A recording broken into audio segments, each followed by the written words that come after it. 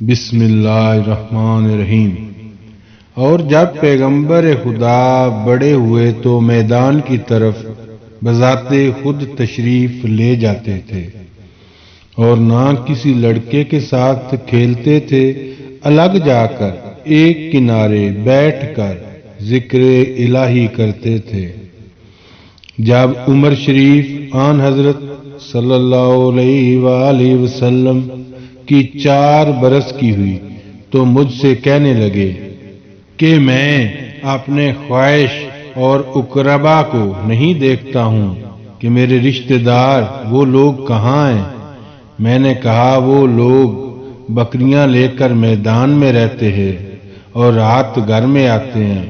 رسول خدا یہ سن کر کچھ رونے لگے اور پھر کہنے لگے میں یہاں اکیلا نہیں رہوں گا، تم مجھ کو میرے خواہش اور اقربا کے پاس بھیج دو۔ میں نے کہا اے جان مادر، کیا تم بیر پھرنا چاہتے ہو؟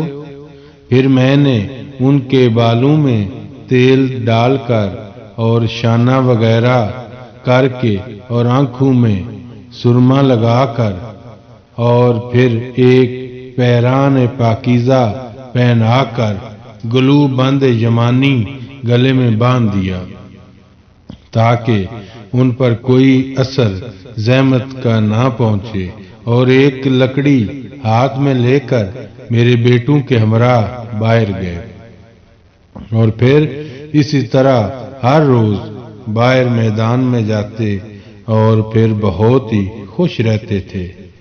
ایک دن ایک لڑکا میرا میدان سے ڈرتا ہوا اور آنسو بہاتا ہوا میرے پاس آیا، اور اس نے آ کر مجھ کو کہا اے اماں جان میری، اور چل میرے ساتھ، محمد کو دیکھو کیا ہوا، اب تک تو وہ مر گئے ہوں گے۔ یہ سن کر میں بہت گھبرائی اور اسی گھبراہٹ میں اٹھی اور پھر بار بار اپنے بیٹے سے پوچھا کہ بیٹا بتاؤ تو کیا ہوا ہے؟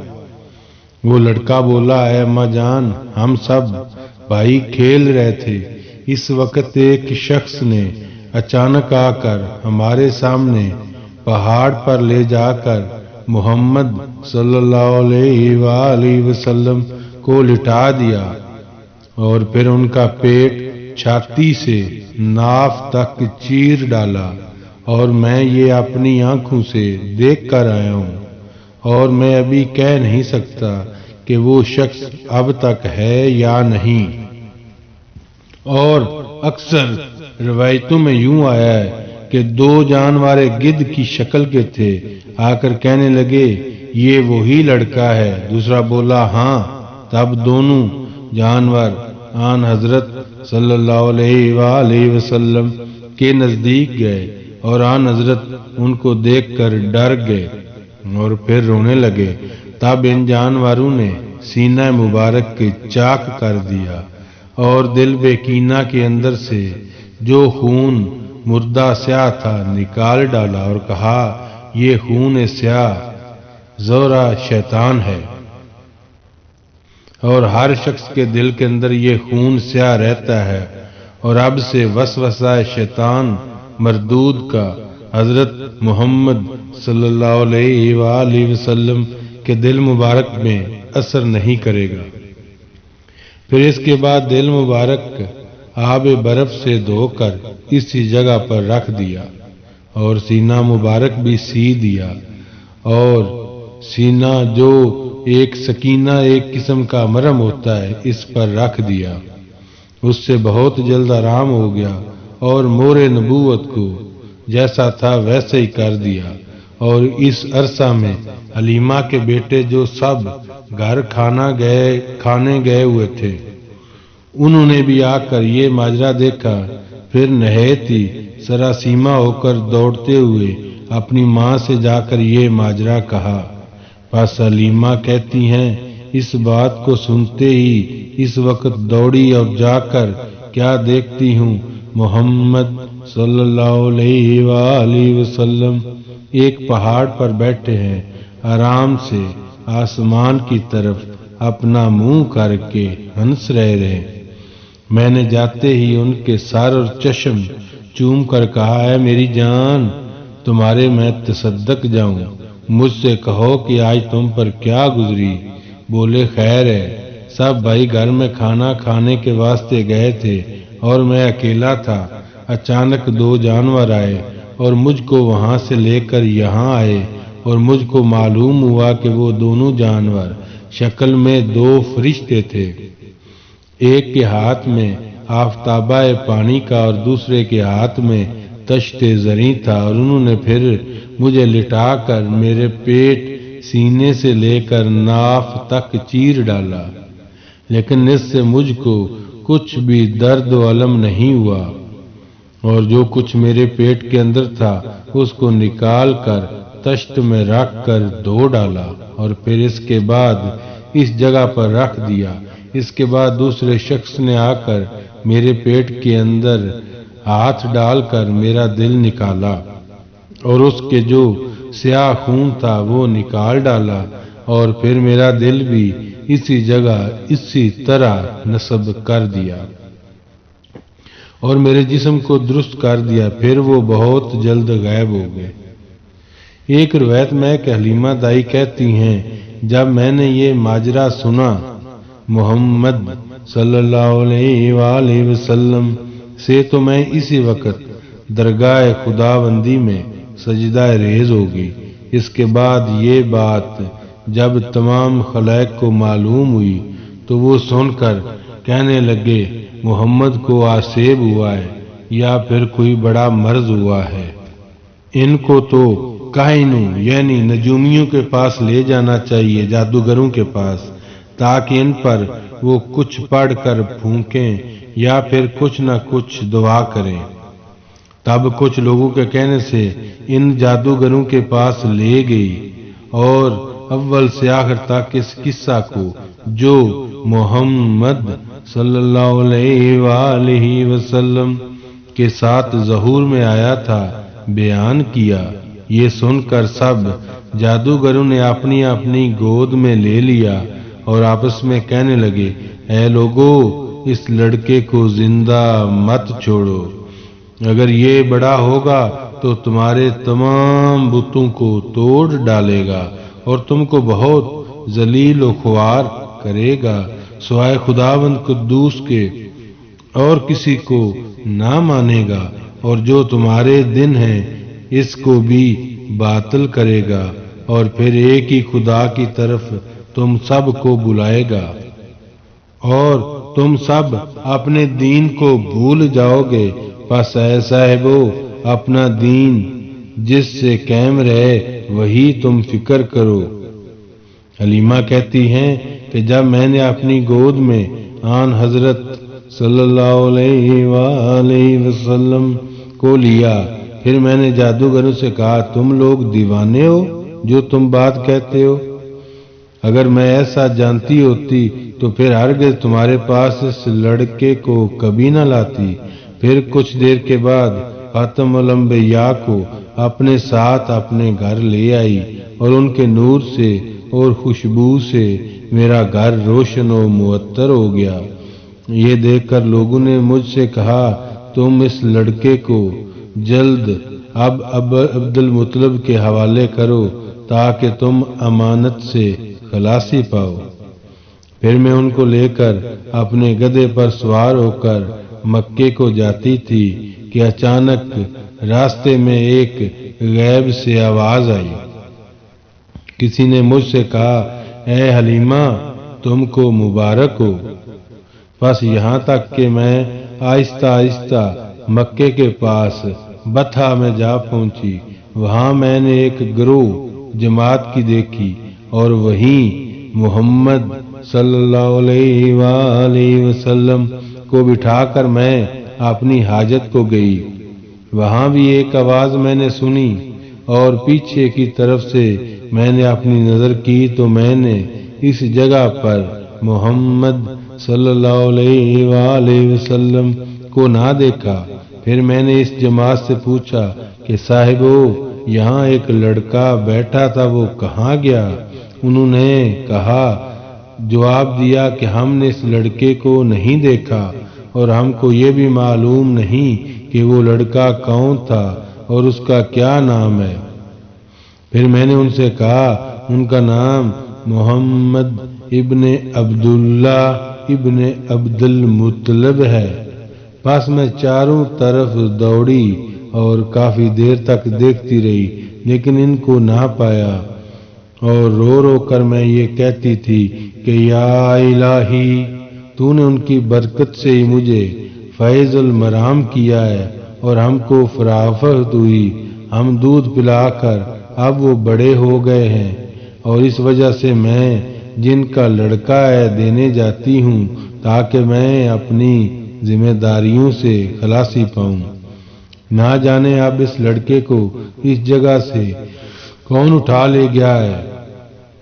پھر وہ قسم اپنے لات و عزا بت کی کھا کر کہنے لگی اگر مجھ کو نہ ملے گا تو میں اس پہاڑ پر جا کر پتھروں سے اپنا سر پھوڑ دوں گی۔ یہ سن کر وہ مجھ سے کہنے لگے تم ہم سے ہنسی کرتی ہو جو ایسی بات کہتی ہو، اور تمہارے ساتھ تو ہم لوگوں نے کوئی لڑکا دیکھا ہی نہیں، تم کیوں جھوٹ بولتی ہو؟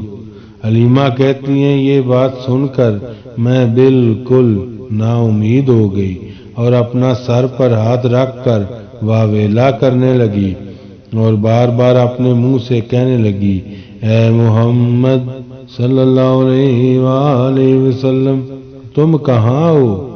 یہ کہتی تھی اور برابر روتی جاتی، اور میرا رونا دیکھ کر اور لوگ بھی رونے لگے۔ پھر دیر بعد ایک بوڑھا مرد دیکھا، اس کے ہاتھ میں ایک عصا بھی تھا۔ وہ میرے قریب آ کر کہنے لگا اے دختر سعد تم کیوں روتی ہو؟ میں نے کہا میرا لڑکا یہاں سے گم ہو گیا ہے۔ تو اس نے کہا جس جن نے تمہارا لڑکا لیا ہے میں اس کو بتا دیتا ہوں، تم فلانے کے پاس جاؤ اور رو مت، تمہارا لڑکا اس کے پاس سے ضرور ملے گا۔ تم اپنی خاطر جمع رکھو اور اس سے جا کر اپنا لڑکا لے لو، وہ البتہ ضرور تم کو لڑکا دے گا۔ پھر میں نے یہ سن کر وہاں جا کر آواز دی جس جگہ اس نے مجھ کو بتایا تھا، اور میں نے کہا تم کو شرم نہیں آتی؟ جس دن لڑکا پیدا ہوا تھا وہ تجھ کو معلوم نہیں کہ لات و عزا بت پر اس دن کیا صدمہ گزرا تھا؟ تب اس نے کہا میں اپنے سردار کے پاس جاتا ہوں کیونکہ تمہارا لڑکا تو وہی دے گا۔ تب اس نے اپنے سردار سے جا کر کہا اے سردار ہمارے آپ کی مہربانی، تو قوم قریش پر بہت ہے۔ اس وقت دختر سعد حلیمہ یہ کہتی ہے کہ ایک لڑکا جس کا نام محمد صلی اللہ علیہ وآلہ وسلم وہ گم ہو گیا ہے، اگر تم اس کو لا دو گے تو تمہاری بہت مہربانی قوم قریش پر ہوگی۔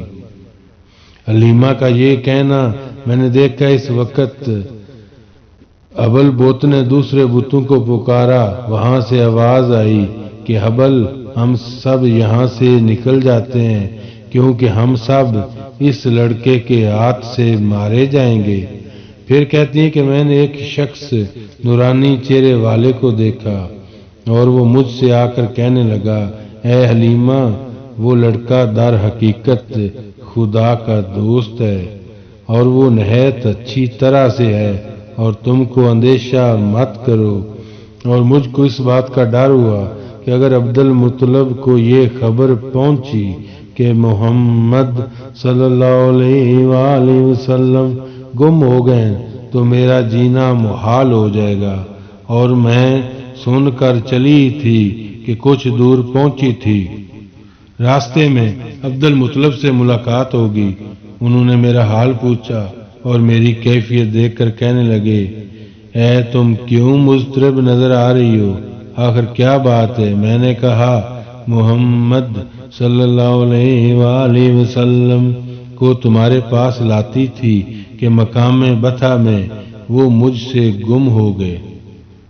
یہ بات سن کر عبد المطلب کہنے لگے شاید ان کو کسی نے مار ڈالا ہوگا۔ پھر انہوں نے اپنی تلوار اپنے ہاتھ میں لی اور بہت ہی غصہ میں بھرے آتے تھے، اور کوئی شخص بھی مارے ڈر کے ان کے سامنے نہ آتا تھا۔ اسی طرح ننگی تلوار ہاتھ میں لے کر ایک بلند آواز دی اور پکارا، اے اہل قریش، سب حاضر ہو۔ چنانچہ اس وقت تمام اہل قریش سب کے سب حاضر ہو گئے اور پھر کہنے لگے، بتاؤ کیا بات ہے؟ عبد المطلب نے ان تمام اہل قریش سے کہا، میرا پوتا محمد جو کہ حلیمہ دائی کے پاس تھا وہ واپس لا رہی تھی، میدان بطحہ میں گم ہو گیا۔ یہ سن کر ان سب لوگوں نے قسم کھا کر کہا، جب تک محمد صلی اللہ علیہ وسلم ہم کو نہ ملیں گے اس وقت ہم لوگوں پر کھانا پینا سب کچھ حرام ہے۔ پھر اسی وقت سب کے سب عبد المطلب کے ہمراہ نکل پڑے اور ان میں سے 100 آدمیوں نے کہا، چلو ہم سب خانہ کعبہ میں جا کر خدا سے التجا کریں۔ یہ سنتے ہی عبد المطلب نے ان سب کو چھوڑ کر کعبے کے آستانے پر جا کر اپنا سر زمین پر رکھ دیا۔ یا رب رد علی ولیدی محمد۔ جب انہوں نے بہت ہی فریاد کی تو غیب سے آواز آئی، اے عبد المطلب، کچھ اندیشہ مت کر، محمد صلی اللہ علیہ وآلہ وسلم کو اللہ تعالیٰ نے آرام سے رکھا ہے اور کچھ ڈر نہیں۔ پھر یہ تسلی سن کر عبد المطلب خانہ کعبہ سے نکل آئے اور باشمشیر برہنہ وادی تہامہ کی طرف گئے اور آگے ورقہ اور نوفل اور مسعود اور نکی جاتے تھے۔ جب وہ مقام بطحہ میں جا پہنچے تو انہوں نے محمد صلی اللہ علیہ وآلہ وسلم کو دیکھا کہ وہ ایک سایہ دار درخت کے نیچے بیٹھے ہیں۔ مسعود نے پوچھا، اے لڑکے تم کون ہو؟ تو آن حضرت صلی اللہ علیہ وآلہ وسلم نے فرمایا کہ محمد ابن عبداللہ ابن عبد المطلب ابن ہاشم ابن عبد المناف ہوں۔ یہ سنتے ہی عبد المطلب سید الکونین کو اپنی گود میں لے کر وہاں سے چلے آئے اور پھر کعبہ میں آ کر طواف کیا اور کہا، نعوذ بوالدی من شر کل حاسد۔ اور مکے کے شہر میں جتنے قریشی تھے آن حضرت صلی اللہ علیہ وآلہ وسلم کے آنے سے بہت خوش ہوئے اور عبد المطلب نے بہت ہی انعام و اکرام دے کر حلیمہ دائی کو خوش کر کے ان کے وطن رخصت کر دیا۔ بیان جانا آن حضرت صلی اللہ علیہ وآلہ وسلم کا اپنے ماموں کے گھر میں اپنی والدہ آمنہ کے ساتھ اور آمنہ کا راستے میں فوت ہونا، عبد المطلب کا اور ہمراہ جانا آن حضرت صلی اللہ علیہ وسلم کا ابو طالب کے ساتھ شام کے سفر میں تجارت کو اور ملاقات ہونا ایک راہب سے راستے میں۔ بیان کیا جاتا ہے کہ جب دائی حلیمہ نے آن حضرت صلی اللہ علیہ وآلہ وسلم کو عبد المطلب کے حوالے کیا اور آمنہ آن حضرت صلی اللہ علیہ وآلہ وسلم کو لے کر اپنے بھائی کے گھر 2 برس رہیں، پھر میں آتے وقت اثناء راہ میں قضاء الہی سے فوت ہوئی اور اس وقت آن حضرت صلی اللہ علیہ وآلہ وسلم کی عمر شریف صرف 7 برس کی تھی اور اس کے بعد حضرت نے اپنے دادا عبد المطلب کے پاس پرورش پائی اور سن شریف آن حضرت صلی اللہ علیہ وآلہ وسلم کا 8 برس 2 مہینے کا ہوا تو اس وقت عبد المطلب بھی بیمار ہو گئے اور ان کی زندگی کی امید بھی منقطع ہوگی۔ تب اپنے بیٹے ابو طالب کو بلا کر یہ وصیت کی اور پرورش محمد مصطفیٰ صلی اللہ علیہ وآلہ وسلم کی تمہارے ذمہ ہے، میں اس بات کو تاکید اور وصیت کرتا ہوں کہ تم اس کو اچھی طرح سے یاد رکھنا۔ یہ سن کر ابو طالب نے کہا، اے ابا جان، وہ میرا بھتیجا ہے، میں اس کو اپنے فرزند کے برابر جانتا ہوں۔ اس کے بعد عبد المطلب نے انتقال کیا اور پھر اس کے بعد ابو طالب نے آن حضور صلی اللہ علیہ وآلہ وسلم کی پرورش ان ایام میں اکثر نوکر خدیجہ الکبریٰ کے تھے اور تمام قریشی شام کی طرف بے غرض تجارت جایا کرتے تھے۔ اس وقت ابو طالب نے بھی ان کے ساتھ شام جانے کا عزم کیا۔